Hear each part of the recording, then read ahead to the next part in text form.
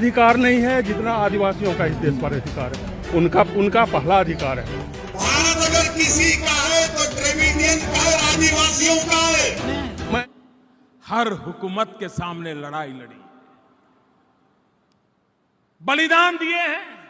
मैं हिंदू मुसलमान नहीं हूँ, मैं ब्राह्मण हूँ। मैं भी बाहर से आया हूँ। इस देश में अधिकतर लोग बाहर से आए हैं। इस चीज को लोगों को समझना। फिर से कहिए, आप ब्राह्मण हैं, आप बाहर से आए हैं? हाँ, हम बाहर से आए हैं। इस चीज को भारत के हैं, भारतीय हैं, लेकिन हमारा उतना अधिकार नहीं है जितना आदिवासियों का इस देश पर अधिकार है। उनका पहला अधिकार है।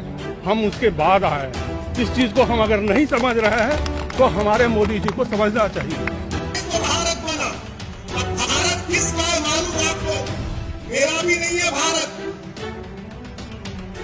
ना उद्धव ठाकरे का भी है, ना ओवैसी का है, ना मोदी का है, ना शाह का है।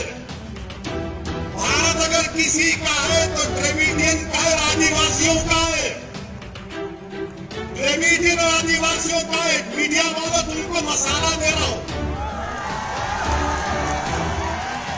मगर याद रखो, अगर तुम चलाओगे तो फंस जाओगे। चलाओ, मेरे को कोई बात नहीं है, क्योंकि दूल्हे का नाम लेकर ही तो नाम चलता। चलाओ। तो 4 लोग आए थे, माइग्रेशन हुआ। ये सत्य था, आपसे कह रहा हूं, मगर बीजेपी वाले से कहते मुगल आए, मुगल आए, मुगल आए, मुगल आए। अफ्रीका से भी तो आए थे, ईरान से भी आए थे, सेंट्रल एशिया से भी आए थे, ईस्ट एशिया से भी आए थे। ये सब मिले तो भारत बना।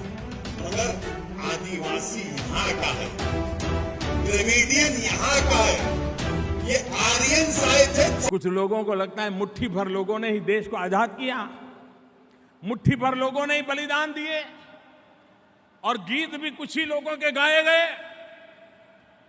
देश के आजादी के इतिहास को भुला दिया गया। देश के लिए मर मिटने वालों को याद करने में कुछ लोग कतराते रहे हैं। 1857 से 1947 तक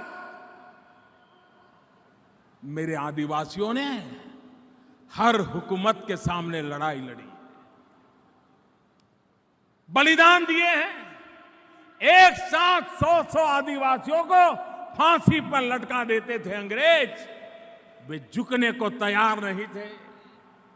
आजादी जंग के अंदर हिंदुस्तान के हर राज्य में जहां जहां आदिवासी है, आजादी के जंग में बलिदान देने में कभी वो पीछे नहीं रहा है।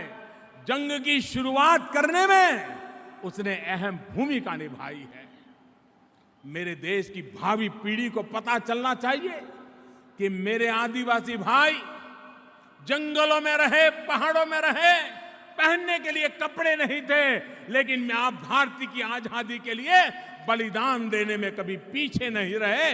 उनका सम्मान होना चाहिए, उनका गौरव होना चाहिए, भावी पीढ़ी को उनकी प्रेरणा मिलनी चाहिए।